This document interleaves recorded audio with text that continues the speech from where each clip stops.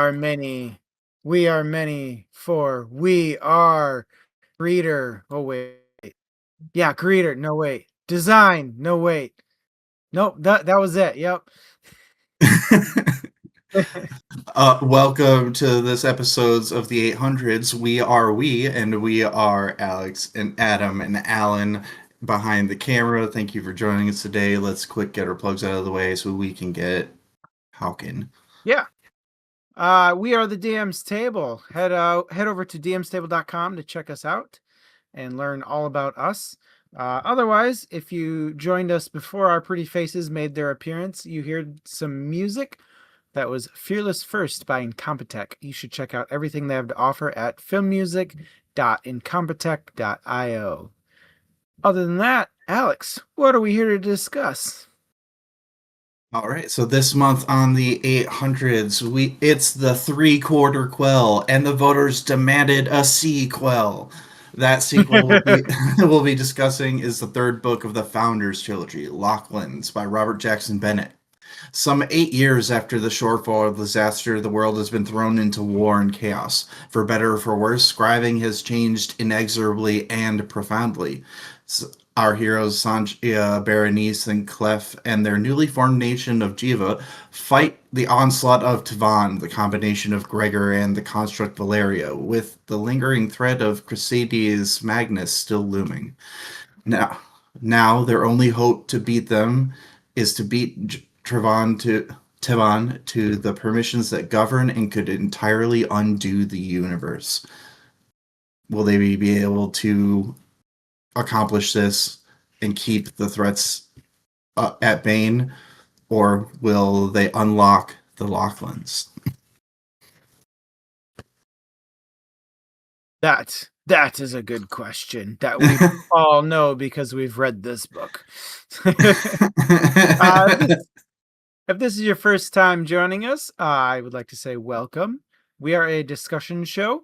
What that means is we will pose a topic or question to discuss. Feel free to weigh in chat at any time. And if you have something you would like to discuss about the book, throw that in chat. And when we're looking for a new topic, we might just grab yours. That's pretty much it. That's how it works. Also, we're trying to create fun, supportive, and welcoming community over here at DM's Table where people can just enjoy themselves and communicate without any judgment or, general dickishness. So, in some, be nice or open the door, unlock it, and fuck right off. It's funny because it's Locklands. Yeah.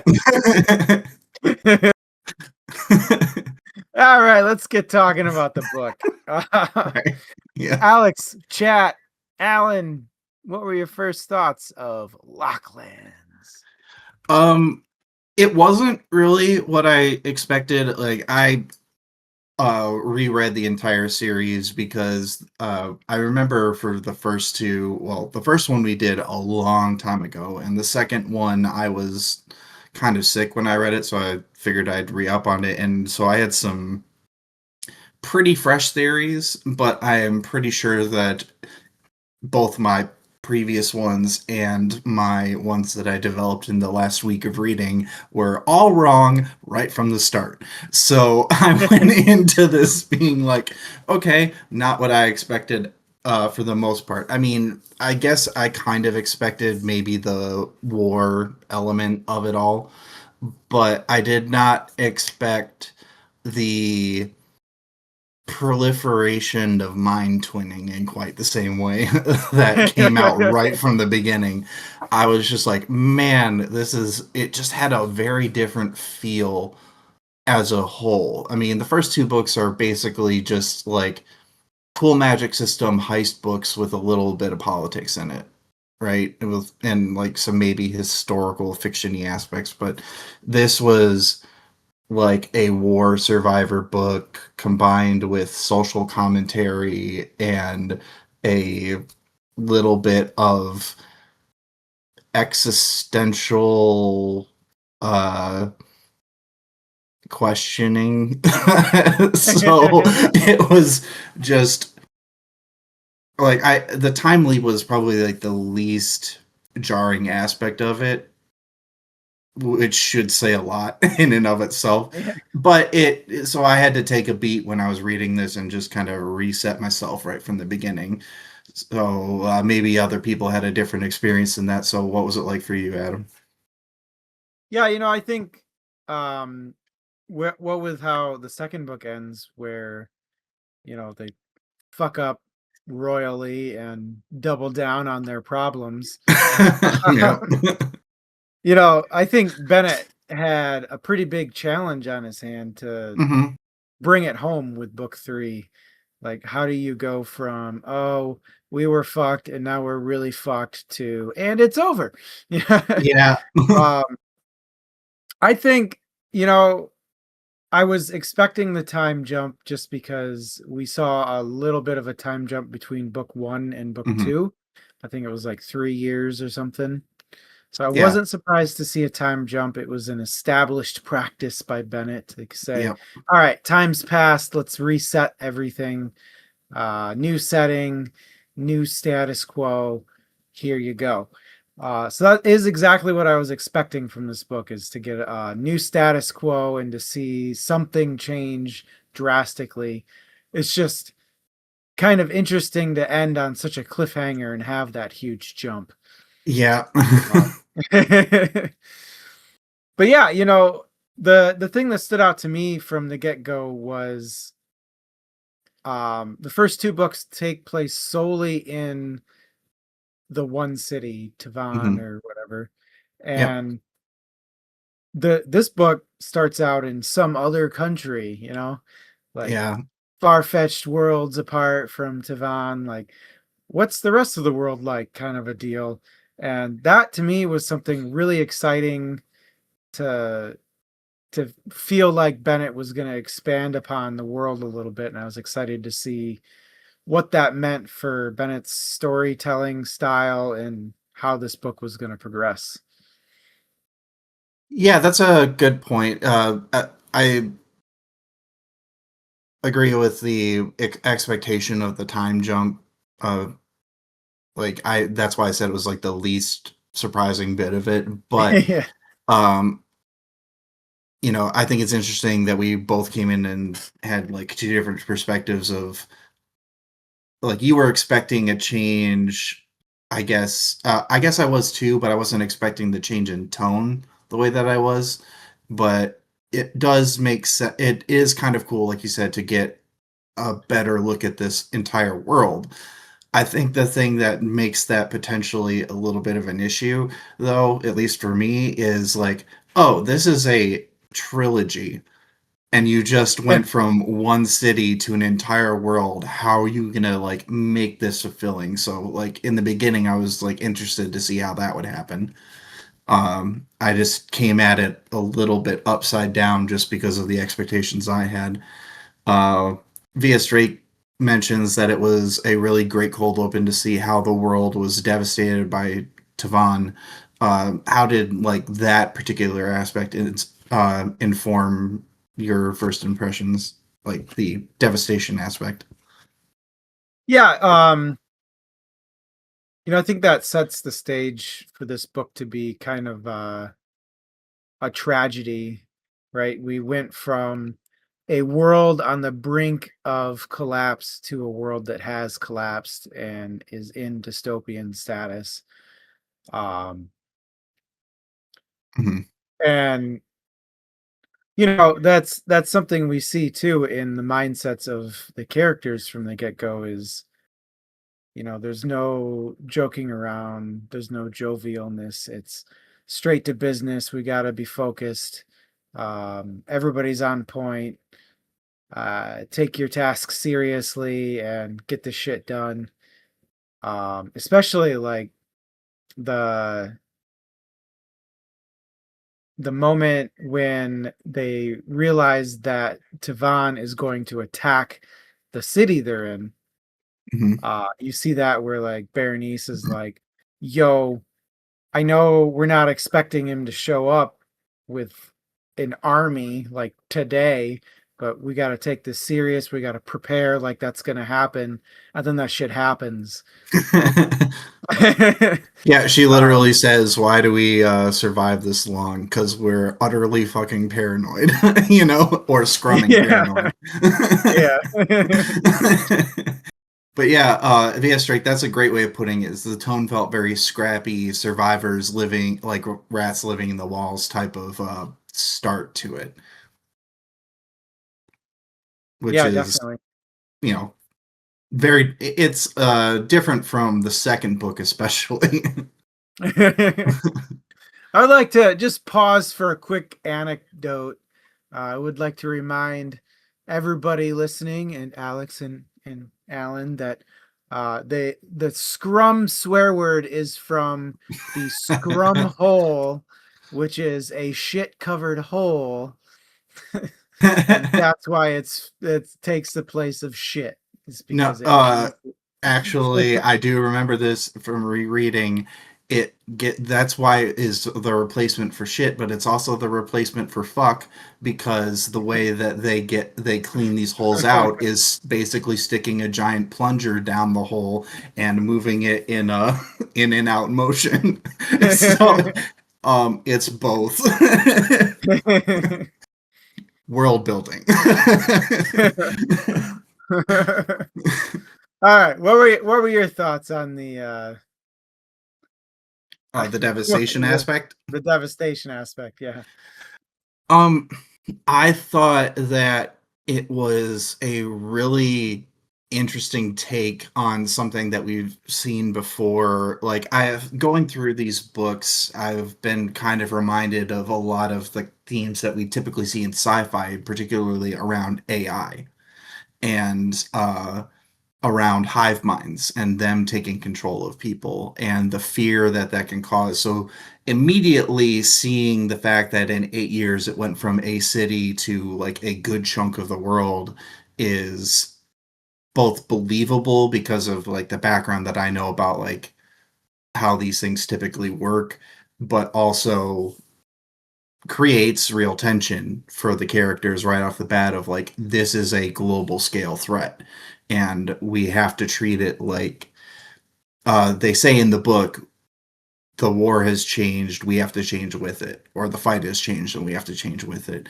So establishing that kind of devastation and the fact that it's happening by doing the thing that we learn what the effect is because it's happening really slowly to Sanchia is that it's happening by this being slowly draining the life out of people and it has like a very present creep factor to it all and like but it is unique within the system of the world as well because it is what it's it does kind of feel a little bit matrixy because it's basically like magic robots firing little darts into people's bodies and then taking over their minds and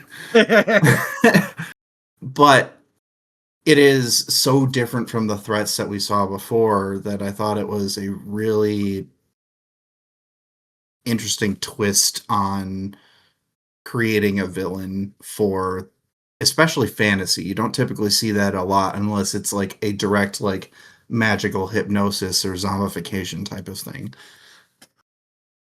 Yeah. Let's Speaking of, oh, go ahead if you had no, something. you've if you got you're already going. Go for it. We were talking about world building a little bit. What did you think about the we've talked about like how the world has expanded. What did you think about the expansions in scribing? Um, yeah, I think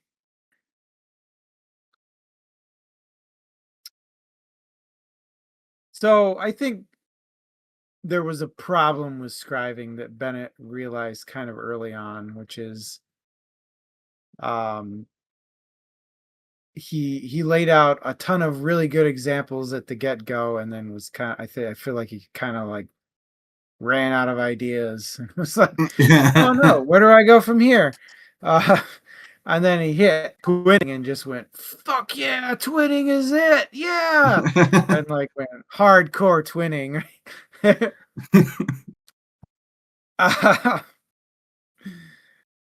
And, that is something that we see in the real world too, where it's like somebody figures out this cool breakthrough, and it's just like, "Oh, yeah, this is awesome.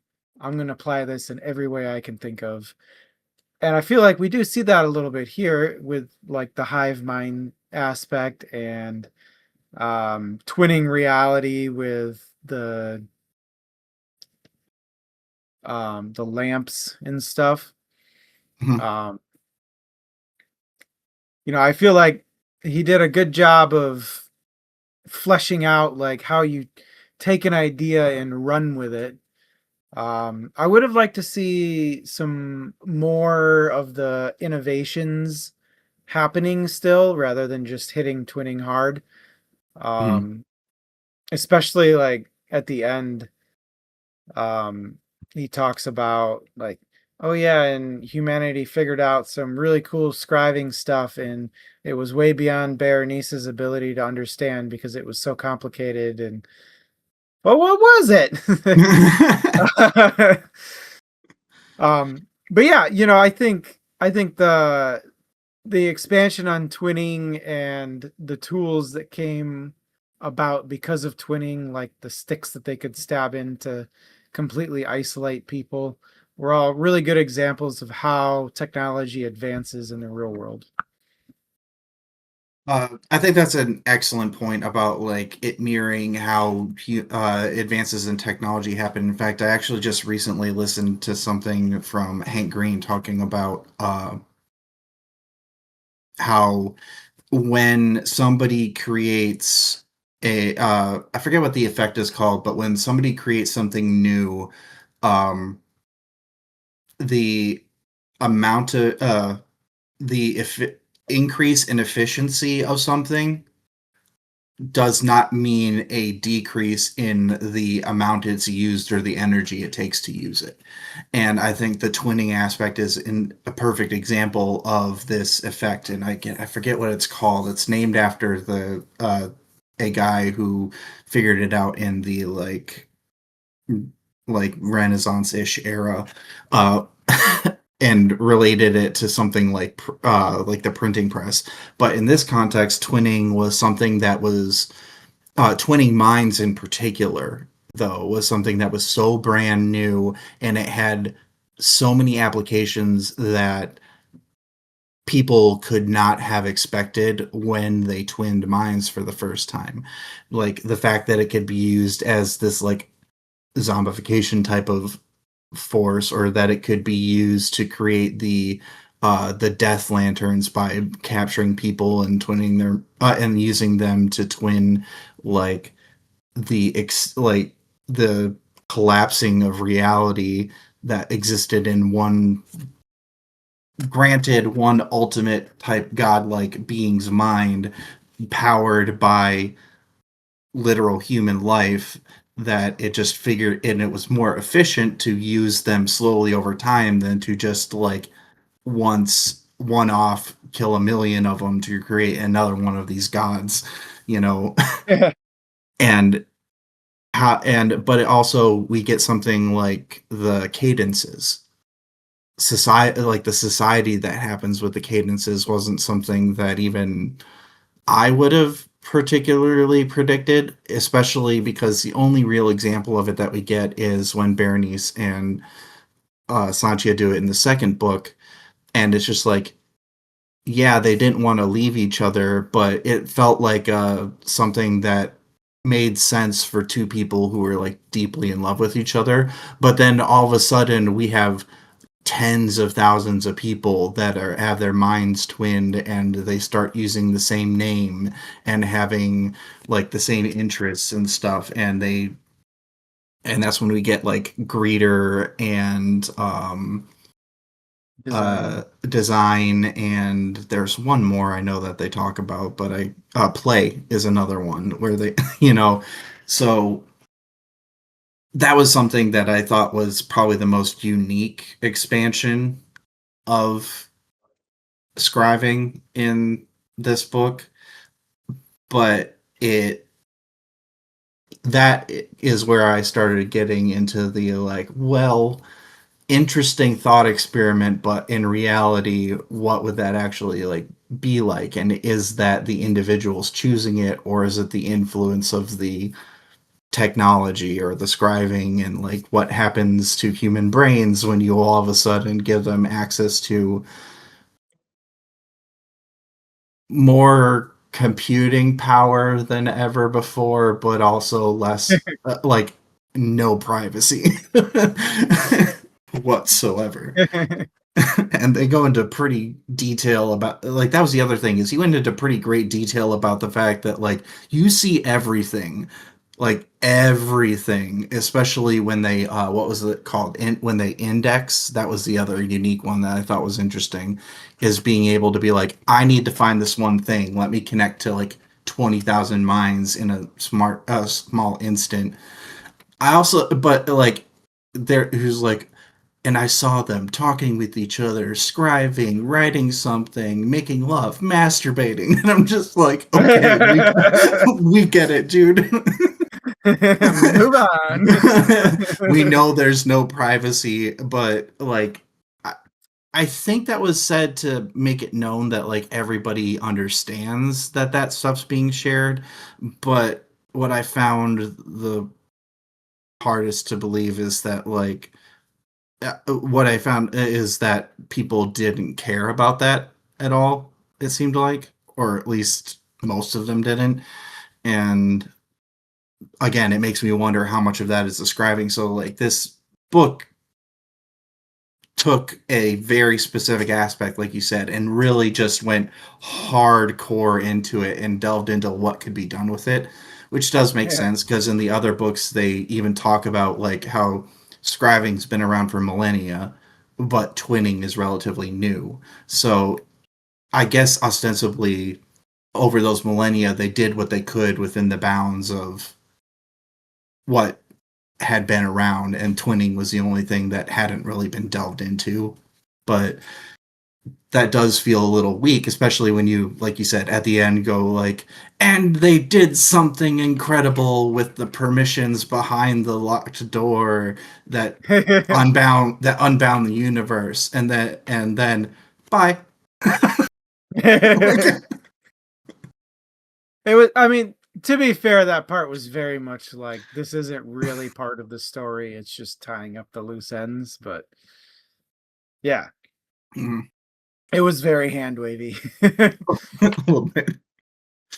Via Strike says, I see all this about coding and technology with this being more coding reality. He really seems to understand this stuff a lot. I think the twinning and linking all those people into a hive mind, it was really, excuse me, interesting.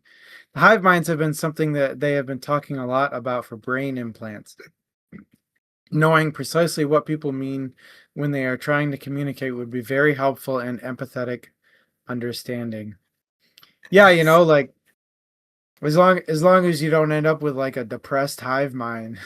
I hate everybody. Oh, I hate so many more people now. Yeah. I think the one thing that does make sense, and it's not even really in this book, it's at the end of Shorefall, though, and we just kind of see what the pan out of this premise is that it's hard to hate somebody when you understand what they do and why they do it, you Hmm. know?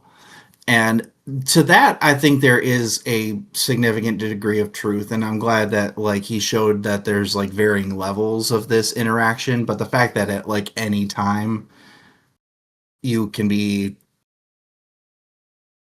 like in like your mind can be just kind of probed by anybody, basically, I think is where it gets a little thin. But again, thought experiment being what it is, I thought it was uh definitely interesting. Again, via straight good point about it being helpful and uh in increasing empathy, understanding, and communication. And we definitely see that in the book. They Yeah. talk about how the only force that can stand against a hive mind is essentially a group of hive minds. So, Yes. Let's talk villains real quick. okay. What did you think of the villains and their motives? Um, so it started off making sense. I mean, again, coming at it from that kind of like AI perspective, Valeria, who combined with Gregor to become Tavon, came in with I have a directive. I have chosen to interpret this directive in a certain way. I will do this by the most efficient means possible, and I define what efficiency means for myself. So, and having that kind of godlike power, it makes sense. It got a little more convoluted at the end when we find out that Valeria is Clef's wife uh and Crescidi's mother, and it's just like, man, family drama killed millions, if not billions, of people over the course of several thousand years. Like, holy fuck. um, yeah, and that's a good point, VS Drake. Is like it wasn't surprising. It was just it added a layer, and to have it happen like right there at the end, and just it felt a little like hand wavy of like, oh, this was a mother and a father's pain trying to take care of their son in the ways that they thought best. It just felt a little rushed to me. At the end, like I would have liked a little more build up to that, because we do get these like little flashes and stuff, but the flashes are surrounded by so much like heavy action that they don't really have any room to breathe for Tavon. And I also would have liked a little bit more of like how Gregor was impacting Tavon, Yeah. you know, and that felt like a little less resolved. But again, like from the outset, the clear directive made sense and makes her a very good villain, especially a hive mind type villain. Um, as for Crescidius Magnus, uh, I'm a little iffy on his whole kind of like, I don't know if you can call it a redemption arc, but that's kind of what it is.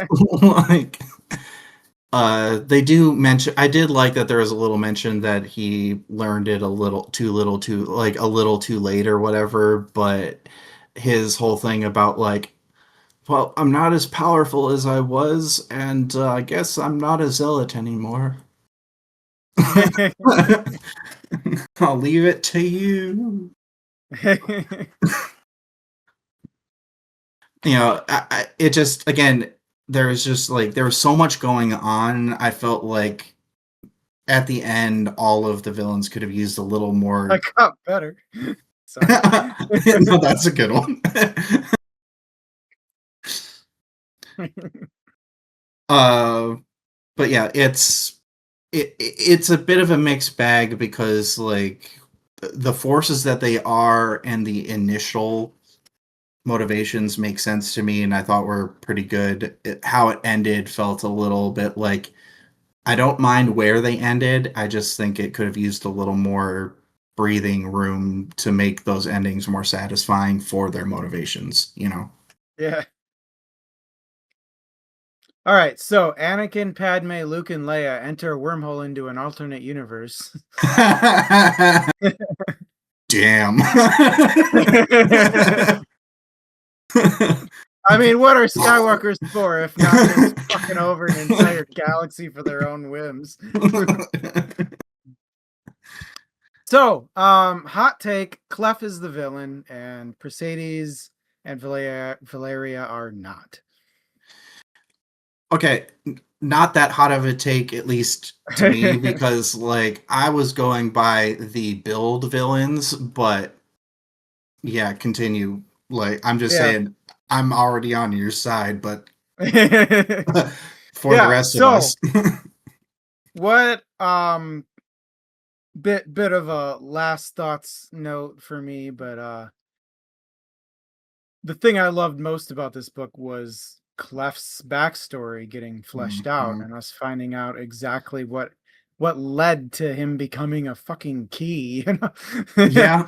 uh, and what we find out is he was the only one who, in my opinion, acted selfishly. Mhm. Initially. Crusaders, well, I mean, even later, Yeah, Crusaders was fair. always doing what he thought was best for humanity, despite humanity not agreeing with him, you know? He was still doing things in an attempt to improve humanity. Valeria was doing what she thought was right to improve humanity. Like both of them were acting for the interest of others. Cleft was only acting for his own interests in keeping his son alive and keeping Mhm. his family together. And he fucked over an entire world to do it. So he's the villain. Yeah, the And go ahead. I was saying, and I love that. Like the that we found out that he was the mastermind behind everything, and he was the one who kept pushing for more and more power, and he had his morals, and that makes him like a believable character, that he wasn't just this horrible guy who just wanted to see the world burn, but he had morals. He just kept getting in the way of his own self. Like he kept doing things selfishly instead of thinking about the bigger picture, and he couldn't let go of his own emotional ties. um in my opinion, best character of the series, uh best fleshed out backstory ever, and top notch. Oh, I'd agree. Yeah, I was gonna have him be his own separate section, but we can just dive right into Clef right All now. right, all But right. I'll start off at the top when you mentioned that, like, the intent of Crucidius and Javon slash Valeria is to ultimately save humanity from itself. That's very much an example of, like, somewhere between a reverse trolley problem, like utilitarianism gone wrong, but also combined with the road to hell is paved with good intentions type of Yeah. thing. They aren't villains by intent, but by action, because they're like treating human life as well, one's treating human life as expendable, and one's treating human will as expendable, and um and the whole idea of, like, Jiva is that human life and human will don't have to oppose each other. They can become synonymous with one another, and that's what the cadences are, essentially. But with Clef, like, he's that that's that third token of, well, I thought power was the answer to the problems, and I'm going to pursue power and ask questions about the consequences later. and uh and that is, like, it's a negligence thing, but in that way it is selfish. Even if he is kind of doing it for his family, it's ultimately for him to secure something that he loves and that he doesn't want to lose. And this even applies to when he wakes up as Clef the Key, because he starts preserving the things that he loves there: Sanchia, Jiva, Berenice, and is willing to do some crazy stuff to do it, you know. But I think the real crux of it is actually what Via Drake brought up, and that's that scene where Clef is choking out Crucides. And that's where I was just like, okay, now that you've got your memories back, we have a better sense of like the full you, right? And the full Yeah. you is somebody who is deeply flawed and who made a selfish choice that watched the world burn for millennia, you know? And Yeah. like you said, that fleshed out backstory, I think, is actually what saves the motivations of the other two. So, like, his fleshed out backstory lends legitimacy to these motivations that we get all of like 20 minutes read time of in the entire book for the other two in this family. Like Yeah. I literally can't get the Skywalker analogy out of my head now. It's just but it was executed in a very different way. It's just uh scribing ghosts instead of force ghosts, you know? It's just the idea of one family just like making their drama the entire galaxy's problem is like Mhm. such a Well, Skywalker thing, you know? yeah, while trying to solve like legitimate problems, but seemingly all that matters is how it affects their family. Um, so speaking of which, I did want to talk a little bit more about the action scenes. What did you think about the how they were done and how they were used in this movie? Um, I didn't really find a lot of the action scenes super compelling up until maybe the last one, just because every action scene was more like a learning narrative where we learned about some new scribing technique or some new weapon that somebody had that they were deploying. An action scene never really felt like it was really an action scene. It felt more like let me explain how magic works for a minute and Hmm. explain the stakes at hand. And then, oh yeah, by the way, people are dying. Yeah. But that last like 2 or 3 hours where it was pretty constant action was, I feel like, less that and more like urgency and Mhm. eye catching. Yeah, I agree. And I know that tonight is going to be like considering the fact that this is a what I forget how many hours this book is, but it's an over 20-hour book to read. I don't feel like it had a 20-hour book's worth of content in it to talk about because of how wordy those action scenes are, particularly through the middle. Um, the like half of half of part two and part three could have been condensed significantly because he's trying to explain how these things that defy a lot of the rules that he made in the previous two books work.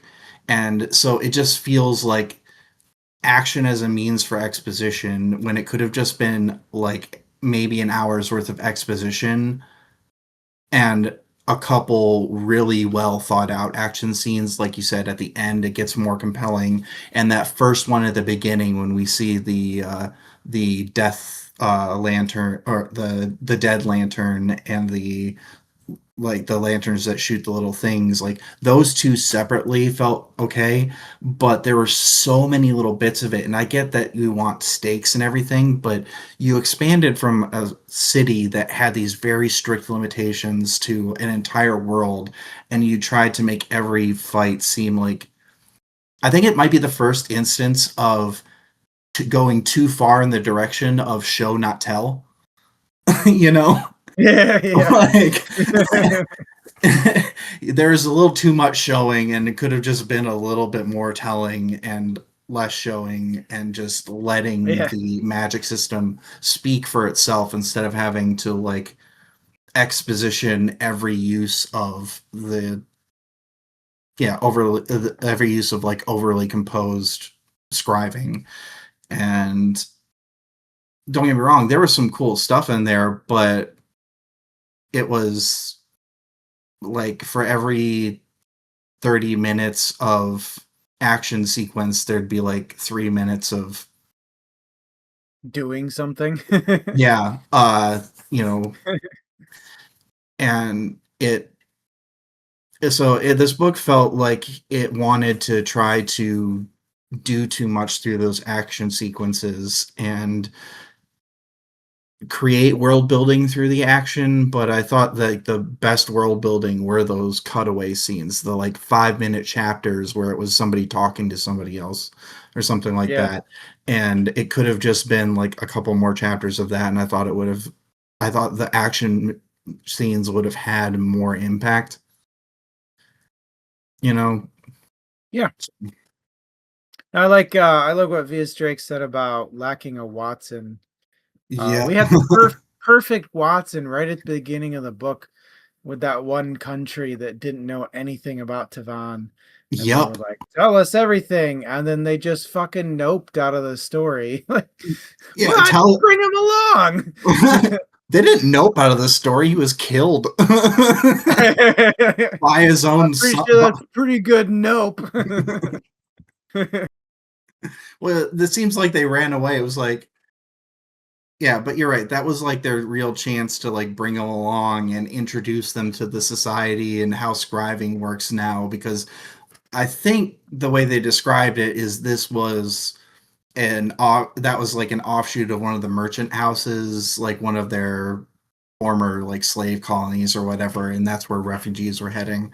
And that would have been, and we know from previous books that it's established that the colonies don't have a lot going on. Their scribing is behind the times. They even describe it at the very beginning of like, this wall doesn't even have anything to protect it from something that could change its scribing, like, and that was a good example of the world building, and you could have done it that way and just kind of left it at a things have changed, and then you can do like half of the amount of exposition of why things work, and just like you said, Yeah. let that person be the one you explain it all to.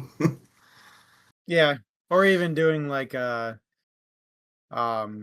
different section of the army is reporting back to Berenice and Sanchia, and That would have been they a good idea. explain this new tech that they just saw or something. Yep. I mean, Yeah. they do a little bit of that, but it's missed opportunities. They could have done a bit more of it instead of 100 action scenes that don't really lend all that much to it. So what did you like about this? What was the book's best part? I thought the best part were the moments where they actually did character development, which we really only see for three characters: Clef, Sanchia, and I would even say Sanchia is like tertiary to this, and Berenice.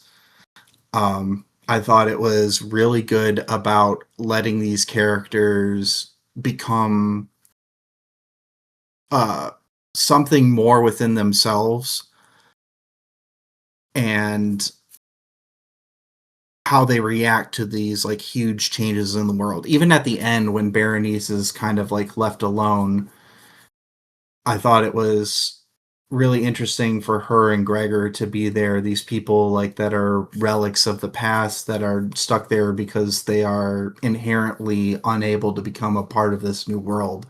And it feels real as to why, because we know what they've gone through. We know the kind of people that they are and how tethered they are to each other, and that's all set up from their initial twinning between the three of them.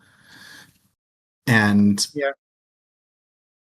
and then Clef we've talked about pretty extensively, like his journey back to himself, who he was, is combined with who he had become in the 11 years since meeting Sanchia, and in particular those 8 years that he was awake after the shorefall.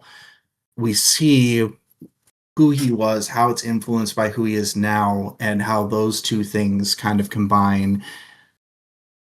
And again, his choice is entirely believable. And the fact that he was able to learn something and literally do what he does best and convince a scribed construct, his former wife, to let go of her, reality destroying, uh, what's the term I'm looking for? Mission, I guess. Her definitions, Yeah. it does make sense, and we get a little, and when we get into why how those characters think and why they think the way they do, it's really cool because it all makes sense, and I thought that development was really well done.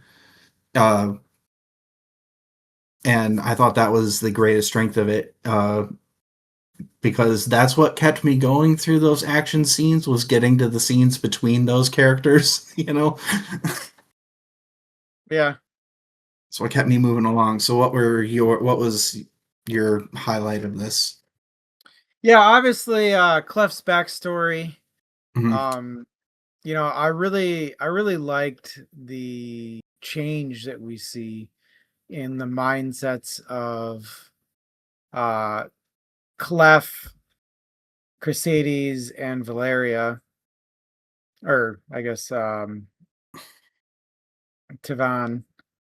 Um I didn't like how static Sanchia and Berenice felt. Like Sanchia was kind of like coming to terms with her condition, with her abilities making her super old and stuff. But like Berenice was pretty static through the entire book. Absolutely nobody from the other two books had any role in this book, other than those previously mentioned characters. mhm.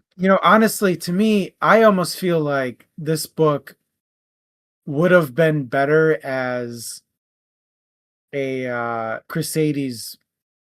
um Like Crusaders book, like a like perspective POV Crusaders POV. perspective book. Yeah.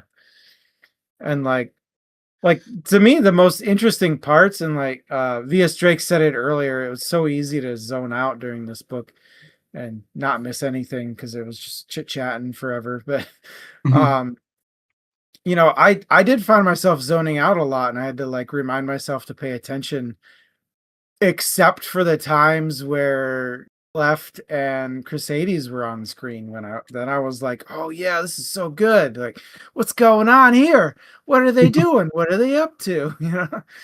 Um so to me, like the heroes were kind of lackluster, but the villains of this book really stood out and really took center stage. Uh, I would agree for the most part. I would say that some of what, at least in my opinion, some of what Sanchia and Berenice suffer from is a lot of the book is spent figuring out what happened to them in those 8 years and how that informs where they are now. And when they actually did stuff or were interacting with the world around them, they did kind of just like fall off. But when it's just them talking, or when they're talking about like the world as a whole, when it's them being the characters that they are, I thought those moments were really compelling. But yeah, when you actually have them doing stuff, you're like, oh, okay, Berenice is this, you know, felt almost like, a tool in a tool belt. Like, this is the character that does this is the character that does this, and that's all that they are. But when they had those like more intimate moments, those felt compelling. And I think part of that is this book suffers from being about the mission, and I don't think it necessarily needed to do that, because like I think the characters could have been a strength, and you absolutely do see that the most in the villains. Yeah. Yeah, to me, Berenice's biggest moment was her "What would Orso do" moment at the very end. Yeah, it's like- Well, I liked her moment in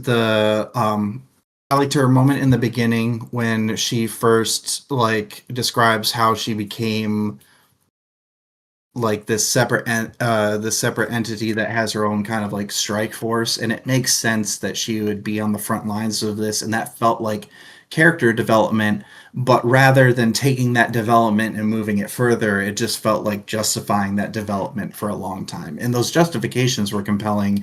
It just it you wish it would have taken the step further beyond that, and it typically didn't. So yeah. Yeah. All right. Final thoughts. Final thoughts. Overall, I don't think this was a. I don't think this was a bad book, but I think it was the weakest book of the trilogy. It had some really compelling elements to it that I think are interesting to think about.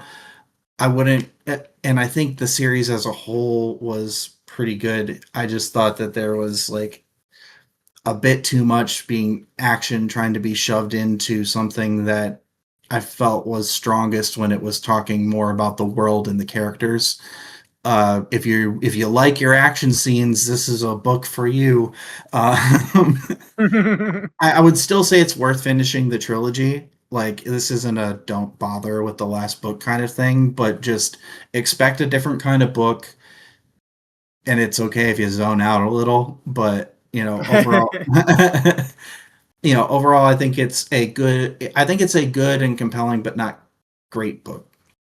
And I would Yeah. still recommend the series overall to people though, because the magic system and some of the characters are very worth following through with. Yeah. For me, the best book in this trilogy was probably Shorefall.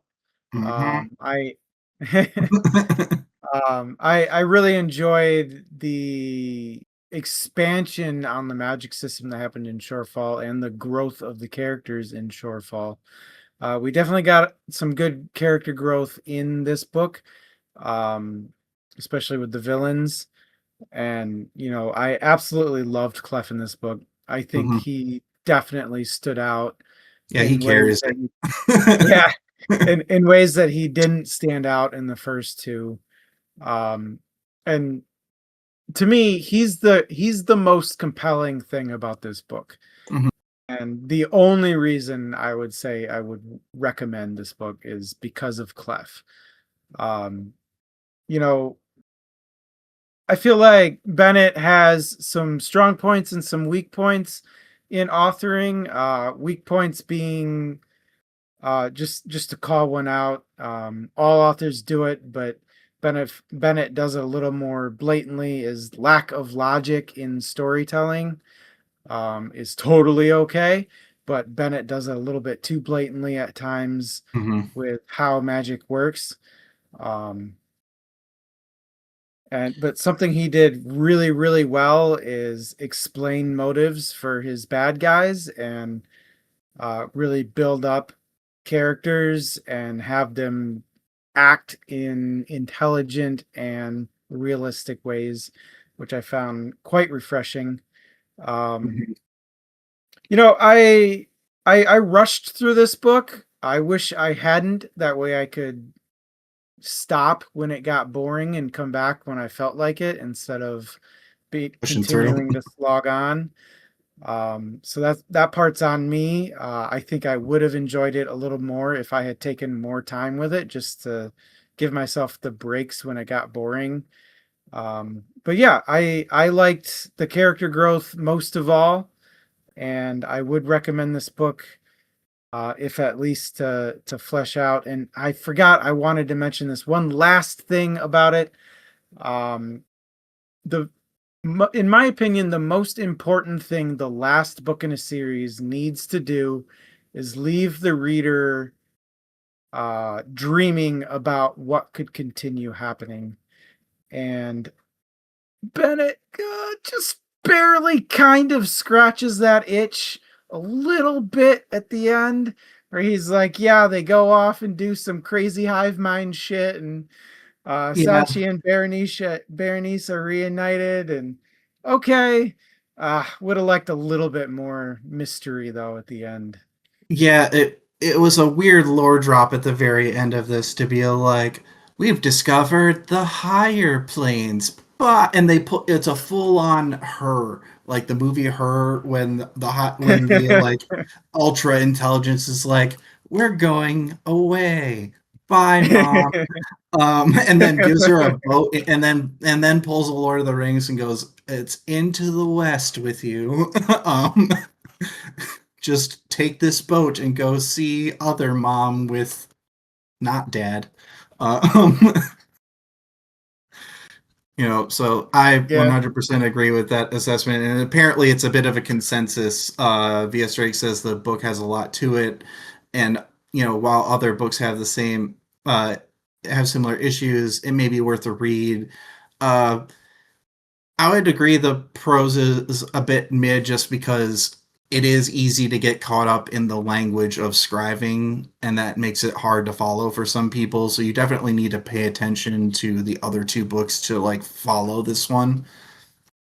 But the magic system itself is very unique, interesting, top notch. Absolutely, characters are mostly well done, even if some kind of got left on the shop floor when he was done with them. Um, but the ones that he continued with, like Clef especially, make it worth reading. And yeah, he does have those things dead to rights. And I agree, vs Drake. You shouldn't have to set something down because it's getting that boring. And what that means is you've lost touch with the characters that keep people moving through your story. And that was his strength, and he just needs to play into it more. Maybe we'll see that in the future because, like, I was really hoping this would be like, let's use Clef to hop to different realities, the Locklands. And uh, nope, the whole story is it's behind a lock for a reason, and that's all.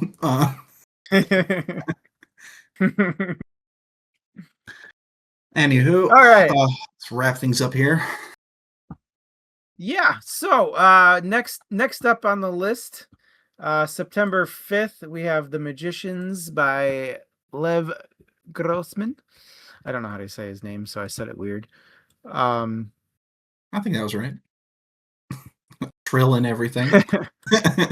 what the shit? I can no longer save the document. What? I can't save it. There we go. Wouldn't let me save the document. Um, Bro? all right. After that, October 10th is our next date. And for that one, come on. We have Hammers on Bone by Cassandra Caw. That's going to be a new one for me. So interesting. Yeah. It Interesting. is a sci-fi horror, that is for our horror spelled with a W theme for October. That's horror and romance. Uh, we are going back to basics with November, so we will have those options up for you shortly to vote on. And again, that's open to everybody. And December, as usual, will be our redemption arc. Those that we have voted on and didn't make it through, we will have a compilation of those books for you to choose from. And if you have any ideas for what we should do coming in the new year, please do let us know. We take book and theme suggestions. How about some quick side pieces and then we'll wrap things up? Yeah, it's only been 2 weeks, so I didn't get a ton of side pieces in. I only read the other two books in this series. That's it. I read the other two books in this series. I read yet another 40K book. This still in the Horus Heresy realm. I'm just learning about the different factions at this point. Uh, Dark Angels this time. Dive And deeper, dive deeper. I'm honestly gonna have to take a break. There's so much in 40K, it's ridiculous. The lore runs so deep. Um, and I just today got started on Project Bounce House. Yeah, Project Bounce House. Yes, read it. Then we can all be like, we read it. Yay, let's talk Yeah, off we'll camera. have we'll have a mini side piece section about that next time or whenever I finish it, probably in the next day or two. All right, with that, thank you everybody for joining us tonight. It was an interesting little chat about for our third quarter quell. I think it went quite quell. Um, The puns. and we'll see you next book. Yes, thank you guys, and see you next book. I've got mine right here.